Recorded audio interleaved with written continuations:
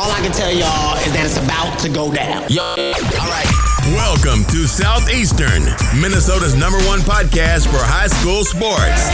This is Tiger Nation and Beyond with your host, straight out of Stewartville, Adam Peterson.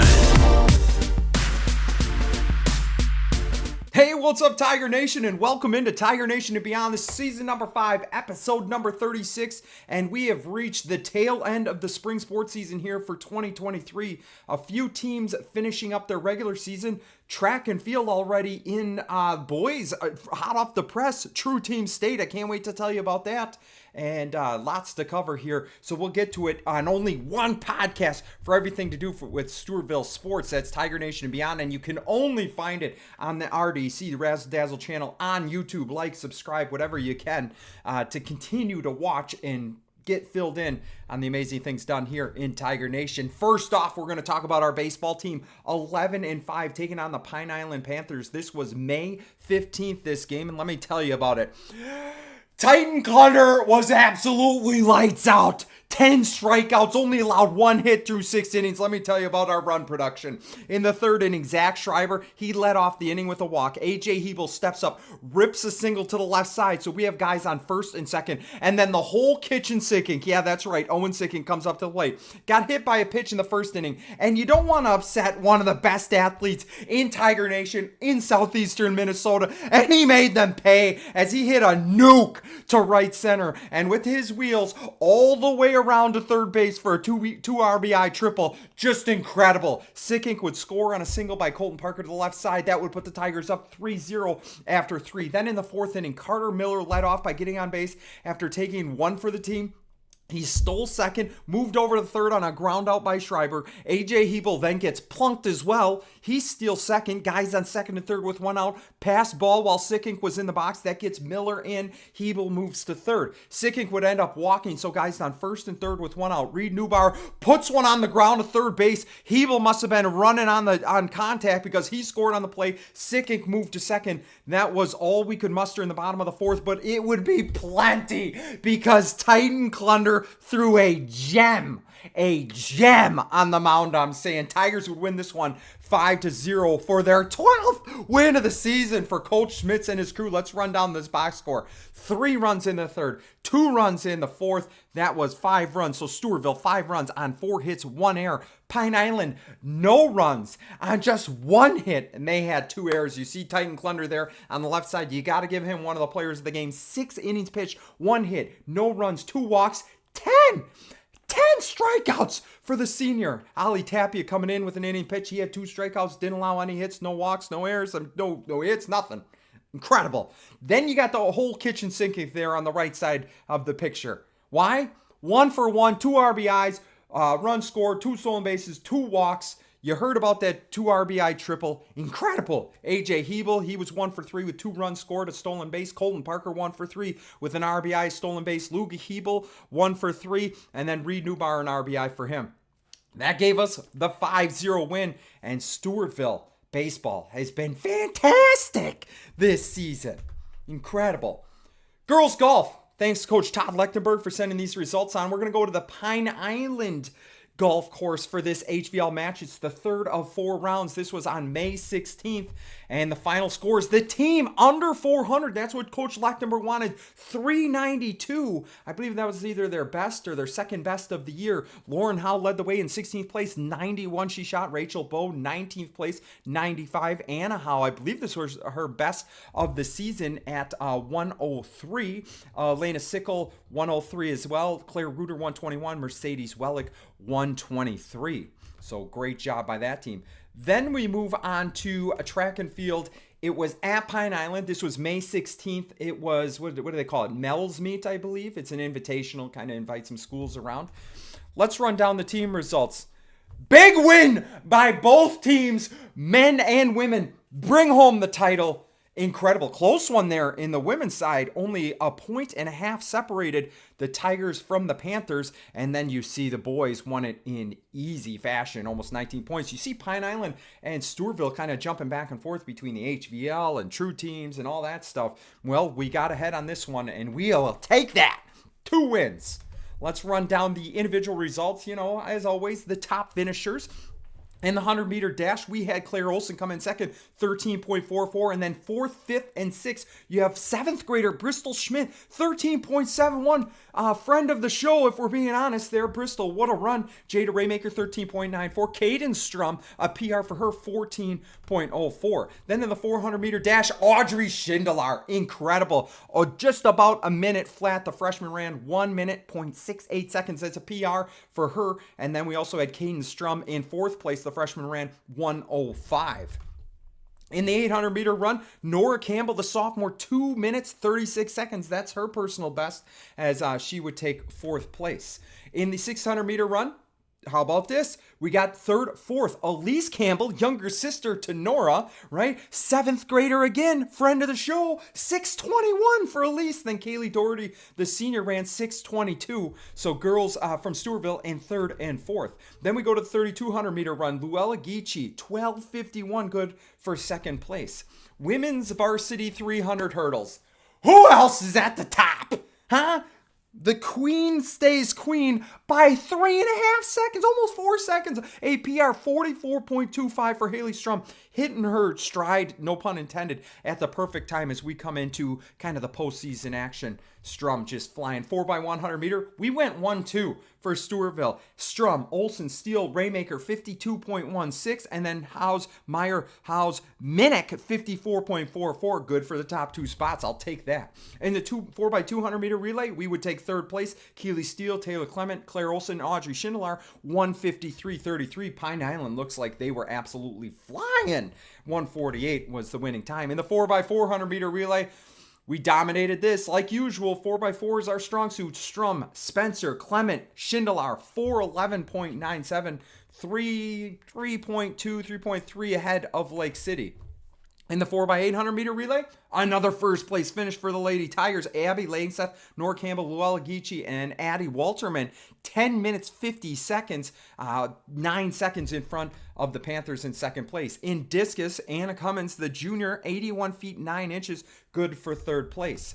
In the high jump, how about this? We have Olivia Meyer, 4 feet 10 inches. That would be good for third place. In the pole vault, 1, 2, 4 from Stewartville. Megan Urban, 10 feet she cleared. That was good for first place. Izzy Shy, 8 feet 6 inches. That was her PR. And then Alex Lennon, the sophomore, 7 feet 6 inches. A PR for her, good for fourth place. In the long jump, you have girls in third and fourth. Avery Spencer, 14 feet 10 and 1/2 inches. You're going to hear about this girl. She's been incredible. Kylie Minnick, right? Yeah, they tied, it looks like, 14 feet 10.5 inches. I don't know if this is like high jump and stuff where it depends on what jump separates the ties, but it says third and fourth here for Spencer and Minnick. I said about Avery Spencer that she jumped well. Look at that. First place in the triple jump, 32 feet 2 and 1/2 inches. And then we had Anna Myrie, Keely Steele, Claire Olson, Kylie Minnick, Matilda Doobie. I mean, 6 of the top 7 girls in the triple jump from Tiger Nation. Spencer, 32 feet 2.5. Myrie, 31.5. Keely Steele, a PR, 31 3.5. Claire Olson, 31 2.5. And then Kylie Minnick, 31.5. Matilda Doobie, 30 feet 10 and 1/4 inch. What a performance from the Lady Tigers in the triple jump. Then we move on to the boys team that won. In the 100-meter dash, Dylan Scanlon would take first place, 11.29. But then we had guys in third, fourth, and fifth. Schneider, 11.47. Nolan Light, 11.7. Charlie Wood, 11.73. In the 200-meter dash, Cody Clark, the freshman, 24.14. Good for second place. In the 400-meter dash, guys in fifth and sixth, it was Caleb Goff, 55.33. And Buntrock right behind him, 55.77.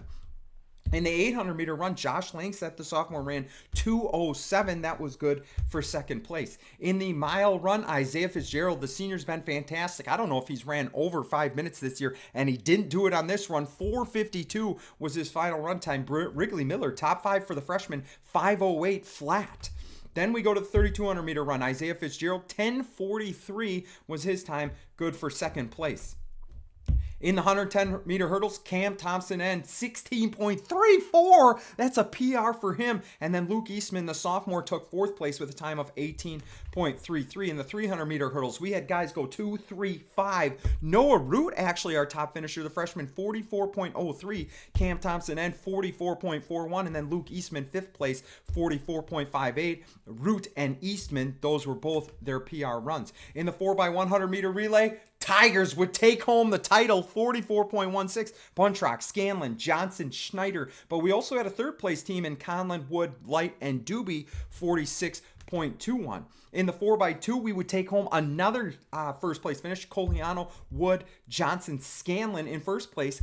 Our B team went third. Our C team went fourth. We had 3 of the top 4 finishers. That's incredible in the 4x200 meter. You see it there. 140.83, 141.38 for the B and C team. Struhar, Lohman, Schindler, Picker, and then C team Meyer, Ackman, Klingerman, and DeCook. Then we go to the 4x400. We took third and fourth. Root, Dino, Buntrock, Goff, 349.28. And then Meyer, Schindler, Wellick, and Nelson went 357, just barely in front of the Pine Island B team. So third and fourth for Stewartville. In the 4x800 meter relay, we would go second with Goff, Hagen, Sellers, Langseth, 851.34. Pine Island kind of bordered us, sandwiched us first and third. In the shot put, Tor Lunis. Can't wait to talk about this guy. He's just incredible. 51 feet 9 inches. He would take home first place by 4.5 feet. Incredible. Grayson Schneider went fourth place, 42.11. Jamie Hart, 42 3 inches, good for fifth. Ridge Hats, the sophomore in his first year, been doing fantastic, 39 feet 11 inches. So 4 of the top 6 from Stewartville.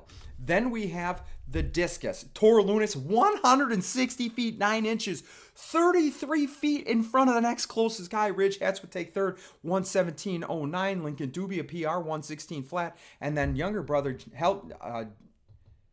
Lunis, is it Gel? Not sure. 115.03 anyway. We'll take it. High jump. Carter Anderson, the junior, 6 feet 4 inches. A win for Anderson, the defending state champion.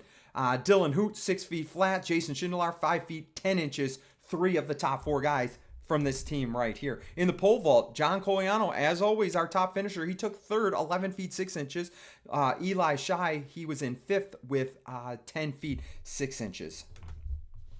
Then we go to the long jump. Charlie Wood, 20 feet 6.5 inches. That was good for second place. Dylan Scanlon, the sophomore, 19.5 feet. That was good for third. And then, so 2 of the top 3 from Stewartville. Then in the triple jump, 4 of the top 5 guys from Tiger Nation right here. Carter Anderson, 40 feet 7 1/4 inch. That's his best this season. Luke Eastman jumped 37 feet flat. The freshman Vince Wellick, 36 feet 10 1/2 inch. That's PR for him. And then Carson Meyer, the sophomore, went 36 10 1/2 as well. So 4 of the top 5 for boys track.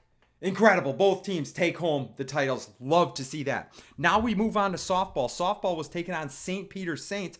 This was on May 16th. St. Peter would jump ahead with 3 runs in the first and 2 runs in the second. They would take a 5-run lead. Stewartville would score in the bottom of the 4th on a Grace Elton single, but I believe that was all we could muster as St. Peter would pour it on in the 5th, 6th, and 7th inning. They would score and end up winning this game 10-1 final here. St. Peter 10 runs on 8 hits, no errors. Stewartville 1 run on 5 hits and committed 4 errors in the field. Tressa Smith 6 innings pitched, 7 hits, 8 runs, only 3 earned off the backs of those 4 errors.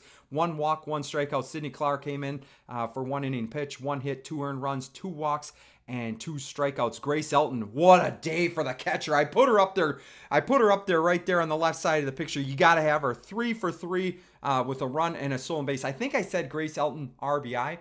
What I meant to say is Grace Elton, I believe she got on with a single, stole second, and then Tressa Smith brought her in with the RBI. So I apologize there. Tressa Smith, my other player of the game, between those two, accounted for 4 of our 5 hits, but Grace Elton has been swinging the bat awfully well. Also got to go to her graduation party. Fantastic set of cookies, chocolate chip, monster cookies. Thank you for the invitation to our catcher, Grace Elton. Good time seeing everybody there. And then Hannah Martinson went 1 for 2. Then we move on against the game against Faribault. This game was being finished from an earlier date where lightning and rain caused a delay. It was 2-1. I'll set you up here. It was 2-1 in the bottom of the fifth when we picked up where we left off. Where did we leave off? In the bottom of the fifth, I believe Cammy Elson was on second base with one out, if I'm not mistaken. Yeah, I think that's what it was. But it was 2-1. Where did we get that one run? 2 outs in the fourth inning before the rain and lightning struck. Elena Layton was single on a ground ball to the second baseman. Then Tressa Smith smoked one down the left field line to bring Layton all the way around. It was an RBI double for Smith. Faribault would pick up 2 runs in the sixth on a home run to right field, so it was 4-1 going into the bottom of the seventh. Stewartville, though, would start out the inning with 2 straight strikeouts. We were down to our last out. Veronica Mitchell barrels up on one, sends it over left center, tried to spark her team. It was a no-doubter home run for the junior. That cut the lead to 2. Unfortunately, that was all we could muster in the final inning as Stewartville would fall in this one. 4-2 was the final score. So 4 runs on 6 hits, 1 error for Faribault. Stewartville, 2 runs on 4 hits and no errors. Sidney Clark went a complete game here. 7 innings pitched, 6 hits, 4 earned runs, 4 walks, 2 strikeouts. Elena Layton, she was 1 for 3 with a run scored. Tressa Smith, 1 for 3 with an RBI double that we talked about early on. Cammy Elson was 1 for 3. Veronica Mitchell, I have her there on the right side, her first home run of the season, 1 for 2. I was trying to think, is it her career home run first or just the season? I can't remember, but 1 for 2 home run, RBI run scored. Obviously, all of that accounts with that home run. And then Hannah Martinson got on base, stole base twice there. So, trying to find our way there in Stewartville softball. This one we drop, unfortunately. Baseball. Did I not? Are they 11-5? Are they? I can't remember if I updated that or not. Feeling a little bit bad about that. I'm looking here. I don't see it. I don't know if I updated or not. Let me check real quick here. Just hold on. Well, I'm back, as you can see, I did screw up the record. I apologize to all the baseball fans out there. They are 12-5. I didn't update the record on my slide. Terrible job by me, but I did get it right. We paused for a little bit. I looked it up, fixed it, and now we're back at it. Let me tell you about this game against Lourdes. Incredible game, okay? Lourdes would get on top early with a 1 run in the first inning, but Stewartville answered back in emphatic fashion. Incredible. Let me tell you what happened in the bottom half of the inning. A.J. Hebel would start us off with a double to left center. Then Owen Sickink would drive him in on a single to center field. Sickink would move over to second and then be brought around to score on a single by shortstop Reed Neubauer up the middle. We would take 2 outs, unfortunately, and then Neubauer was still on second after I believe he stole the base. Brady Pickett would knock Neubauer in with an RBI single to the right side. Jace Klug would get on with an error by the second baseman, so guys on first and second with 2 out. And Isaac Larson would knock a single to the left side, scoring Pickett, and made it 4-1 Stewartville after 1. In the third inning, Lourdes would come roaring back to score 3 runs in the top half of the inning. It made it 4-4, but the Tigers would answer back in the bottom half of the inning as Pickett got on with a single, moved over to second on a ground ball out by Jace Klug, and then he would take third and score on some kind of error by the catcher. It made it 5-4 Stewartville. In the 5th inning, Lourdes would again tie it up in the top half of the inning, but Stewartville, they don't go away quietly, this baseball team. They continue to pound away at everything. They are not done until the umpire calls the game, and let me tell you, they did it in this one too. Pickett gets on with a single up the middle. This is the bottom of the 5th. Gets on a single up the middle, steals second. Jace Klug would get on, and Schreiber would come up with 1 out and drive them both in with a hit to the right side. That would be the difference. The Tigers take this one. Final score in this game. Gosh, I got to advance here. 7-5 in favor of the good guys. Stewartville, 7 runs on 11 hits, 2 errors. Rochester Lourdes, 5 runs on 5 hits, 2 errors. Jace Klug got the win on the mound, 3 1/3 innings pitched, 2 hits, 1 run allowed, 2 walks, 1 strikeouts. He was also 1 for 3 at the plate with a run scored. Brady Pickett, I got him up there on the right side for players of the game. 3 for 4, scored 3 times, had an RBI and a stolen base. A.J. Hebel, he's been fantastic, our senior second baseman. 2 for 3 with a run scored, a double double and a stolen base. Owen Sickink 1 for 3, RBI run scored. Reed Newbar was 1 for 3 with an RBI, a run, and a stolen base. Isaac Larson, you heard about that RBI. He was 1 for 3 on the day. And then Zach Schreiber, the difference there in the 5th inning, 1 for 3, 2 RBIs, and a stolen base. Incredible. As, let me update it here, the baseball team gets their 13th win of the season. Awesome job by Coach Smits, his staff, and the players. Then we move on. Familiar territory, right? Stewartville vs. Lourdes, but not baseball this time. It is softball. And in terms of softball, Tigers looking to snap a 6-game losing streak against the Eagles. We're getting so close to putting it together. You know, Byron, it was 2-0. Faribault, we lost by 2. It's just, we need the hits at the right time. And Stewartville would jump on the Eagles early. Let me tell you about this. The first inning, Layton would lead off and single to center field before Josie Kuhn steps on one to center field. An RBI triple for the senior second baseman. That puts Stewartville up 1-0 with nobody out. Grace Elton would ground out to short, but the sacrifice worked, getting the ball in play as Cahoon would score, and it would make it 2-0 Tigers after 1. In the third inning, Veronica Mitchell got on base. Layton moves her over to second with a bunt, as we now have girls on first and second with nobody out. Josie Cahoon stays hot, rips one to center field. Mitchell would score from second.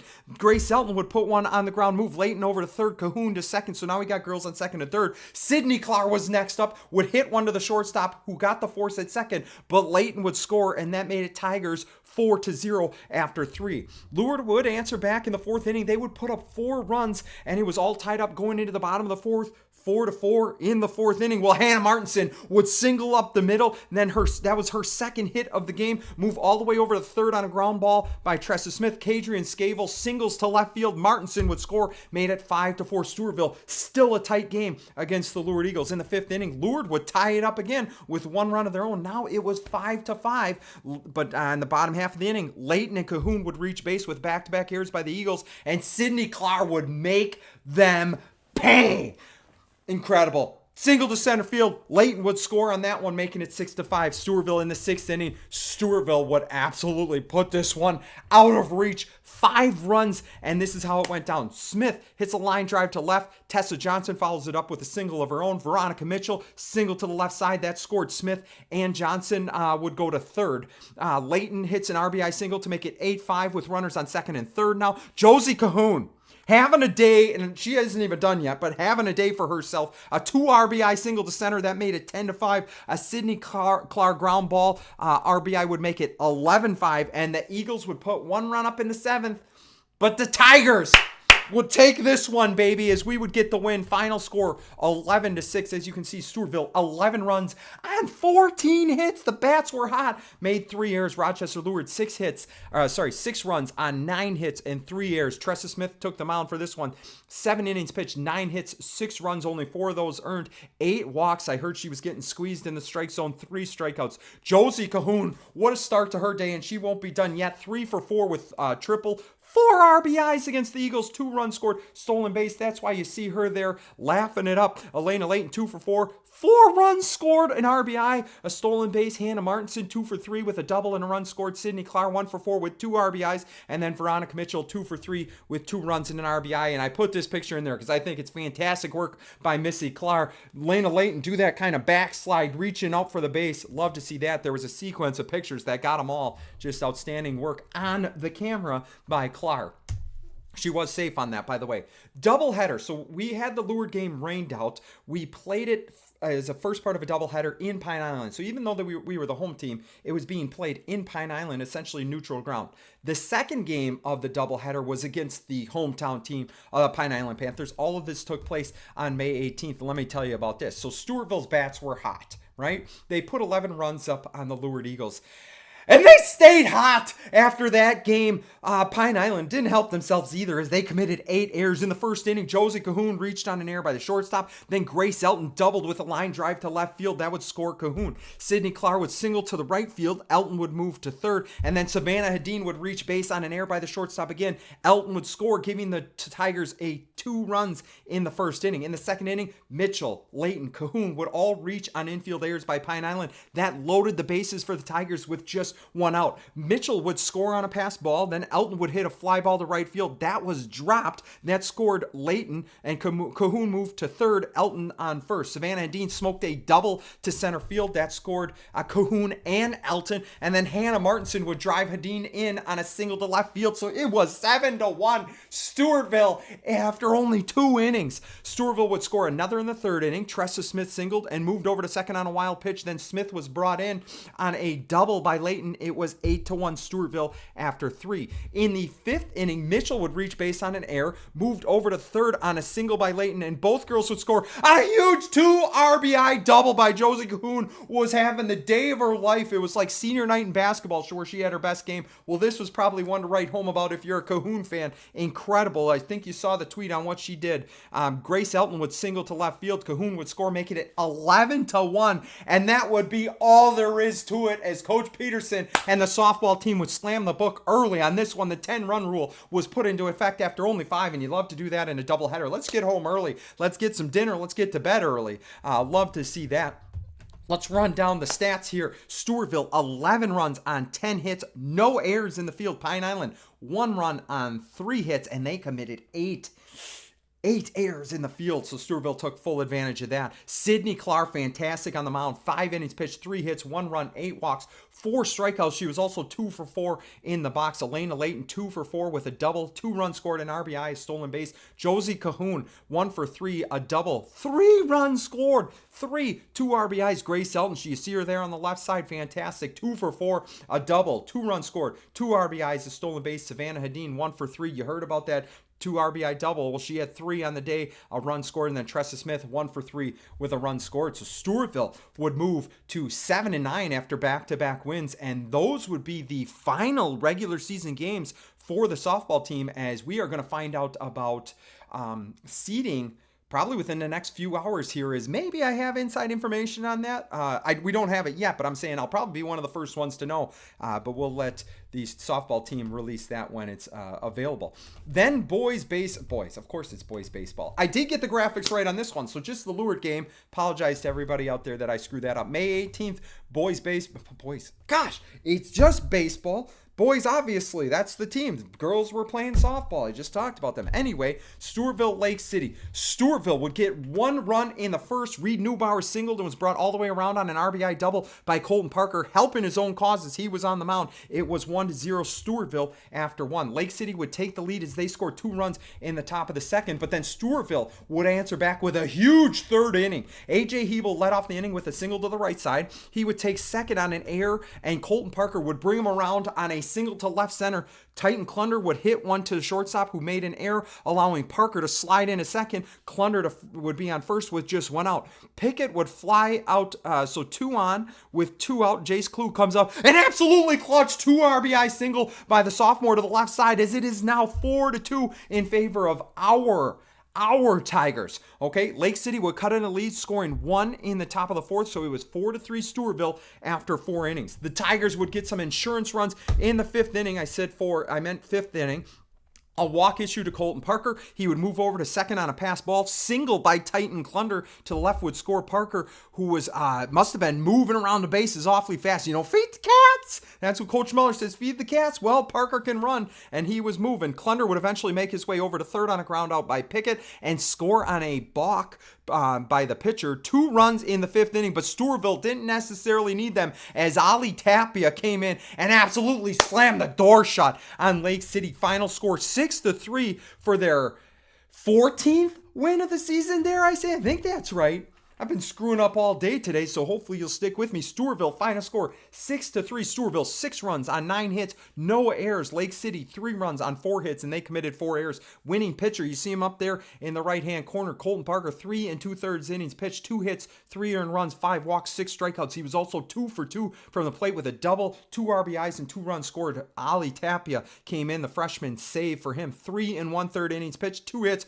no runs, 2 walks, 4 strikeouts. You see Titan Klunder, he's got his picture up there. 2 for 3, 2 runs scored, an RBI, stolen base. Jace Klug is also up there. You might see Colton Parker in the foreground. Well, in the background at third base, that's Jace Klug. He deserves it. 2 for 2 with 2 RBIs. A.J. Hebel, 1 for 4 with a run scored. Reed Neubauer, 1 for 4 with a run scored. And Isaac Larson, 1 for 3. That accounted for our 9 hits. incredible the way the baseball team is playing here late in the season. Then we move on to, I don't think I got boys golf at the Northern Hills Invitational. I couldn't find results. I can never find results for boys golf, so don't think I'm trying to ignore them. I just can't find the results. I look at the post bulletin. I search it on Google. Can't ever find it, so I apologize. I don't have anything there. Track and field. True Team State. I can't believe I didn't put State. State True Team at Stillwater. This was May 20th, which was yesterday. So this is hot off the press. I just put it on this morning. It is Sunday morning. Team results. Boys finished in third place. They take home a third place finish in True Team State. Are you kidding? 486 points. Incredible. They were in first place, I think, after 8 events, especially after some of our strong field events were coming in. So, I mean, our name was up there all day long. Great job to Coach Meyer and his team as they brought home this third place finish for Tiger Nation. Let's run down the individual results. In the 100-meter dash, I did extend it because I think after finishing third as a team, every place matters. You were getting points like 1 through 10 or 1 through 12? You were getting team points, so I think it's only fair to acknowledge that we had some contributors. Logan Johnson in 9th place, 11.43. Dylan Scanlon, 11.49, good for 12th place. That was in the 100-meter dash. In the 200-meter run, we had a guy in 11th place. That was Dylan Scanlon, the sophomore, 23.41, a PR. You see how fast these times are from all the teams that were competing. In the 400-meter run, we had a guy in 12th place, Ben Hagan, 53.77. The senior ran well. That was his PR. 800-meter run, we had guys in 13th and 15th. Goff in 13th, 207.06. Josh Langseth, the sophomore, in 15th, 209 was his time. In the 1600-meter run, we had Josh Langseth finish in the top 10, 10th place overall, 442. That's flying. Isaiah Fitzgerald, 445, good for 12th place. In the 3200-meter run, you had Isaiah Fitzgerald, top 10 finish for him, 9th place for the senior, 10 minutes, 17 seconds. That was a PR. Wrigley Miller, the freshman, 11:04 was his time for the 2-mile run. 110-meter hurdles, Cam Thompson N, 16.29 was just flying, good for 8th place. In the 300-meter hurdles, you see here, Luke Eastman, the sophomore, finished in 11th place, 44.03, a PR for him. Cam Thompson N, great hurdler for us, in 15th place, 44.68. 4x100 meter relay team for Stewartville, top 3 finish, 44.02, just flying around the track just in front of Byron. For the 4x200 meter relay, we got 5th place, 133.82 was our final time. 4x400, we took 8th place, 343.06. I don't have the individuals that were on each team. As you can see, this is how they report them. In the 4x800 meter relay, it was 9th place for the Tigers, 8:48 was their time. Shot put. Tor Lunis was an absolute beast throwing heavy things around yesterday. Incredible. He won the shot put, 52 feet 5 1/2 inches. Just fantastic. Then the discus, he goes and throws it 21 feet further than everybody else there. 173.10. Lunis goes back to back in shot and discus. Those are huge points for Stewartville. Then how about Ridge Hatz, the sophomore, in his first year out for track and field, takes 10th place at True Team, 128.07. In the high jump, we had guys go 2-3. Carter Anderson, 6 feet 2 inches, he cleared. Dylan Hoot sets a PR, 6 feet 2 inches as well, good for 3rd place. In the pole vault, John Coliano in 7th place, 12 feet. That's his best for himself. Nathan Geechee, 11 feet, which was good for 12th place. In the long jump, we had guys go 5-6. Charlie Wood, the junior, 19 feet, 7 1/4 inch. Dylan Scanlon, the sophomore, 19 feet, 6 1/4 inch. So just 1 inch separates Wood from Scanlon, 5th and 6th place. You got the triple jump here. We had a guy, Carter Anderson, must have some springs in those legs. He's doing awfully well. The junior, 40 feet, 1 3/4 inches. That was good for 8th place. So great job by the track team. Coach Meyer bringing it home for us. 3rd place overall. Couldn't be more proud. Speaking of Coach Meyer, my broadcast partner, gets me pumped up. The schedule release was just put out by Stewartville Football. It says 84 days from yesterday. Now it's 83. You have the schedule here. As you may or may not know, we moved sections. We went from 4A, I think it was 4A, down to 3A, which then usually means, I'd have to clarify this with Coach Muller, but generally we'll move conferences to play more 3A schools. You still see Cass and Manorville on our schedule. I believe they're still a 4A, but as we run it down, week 1 in Waseca, that's Friday, September 1st. Week 2, our home opener against the Comets at Schaefer Field. That's youth football night, Friday, September 8th. Week 3, a little bit different. Not Friday night lights on this one. It's Saturday afternoon, 1 p.m. It's parent night against the Cougars of Zumbrota-Mazeppa. Week 4, we go on the road to Plainview Elgin Millville, Friday, September 22nd. And then back home on September 29th, week 5. That is homecoming and teacher appreciation week. Should be teacher appreciation week every week, as it's Tigers versus Tigers, but this one in Tiger Nation. There's only one Tiger Nation. It's in Stewartville. That's week 5. Week 6, week 7, we go back-to-back on the road at Red Wing and then at Pine Island before we finish the season out on Wednesday. Usually that's the MEA week. Wednesday, October 18th. That'll be senior night, as is usual with the final regular season game. So very excited, as long as Kurt Hughes, the athletic director, doesn't switch the locks on the broadcast booth up there. Hopefully it'll be me and, that's especially if we're talking about an English teacher like Coach Meyer. It'll be Coach Meyer and me up in the booth, hopefully bringing you all that action on Stewartville activities on YouTube. Very excited. Favorite thing to do probably in high school sports is call those games. Very, very exciting. And the program's been doing well. 3 of the last 4 years, undefeated regular seasons. Last year, won the section, went on to the state tournament for the first time since 2014, 2015, where we went back to back. I think that's all I got for you here on News in Tiger Nation. We are starting playoffs this week. Softball starts Tuesday. We'll get the seeding here. They'll go Tuesday, Thursday. Track and field, I think, are coming up on individual sections here pretty close. I believe the last round of HVL meets for golf, if I'm not mistaken. Coach Lechtenberg, correct me if I'm wrong. Oh, you can't hear him because it's only me recording this. That's coming up. And then baseball finishing up their season. They've been fantastic. Coach Schmitz has to be happy with his squad. So a lot of things to be real happy about and a lot of things to talk about. Easy to talk about teams that are so successful with some phenomenal student athletes that we have on our squads. But it's all you out there. All the fans out there that bring the energy, come to support the kids. We really appreciate it. I know I appreciate you tuning in to this podcast each week as we run down everything to do with Stewartville sports. I think that's going to do it here, though. We are going to say season number 5, episode number 36 of Tiger Nation and Beyond. We're going to slam the book shut. This one is in the books. Close it up. Put it in the bookshelf, and we'll go on to next week. Episode 37 will be coming in just 7 days' time. Thanks for tuning in, and as always, until next time, remember that you're never wrong to do the right thing. Take care, Tiger Nation.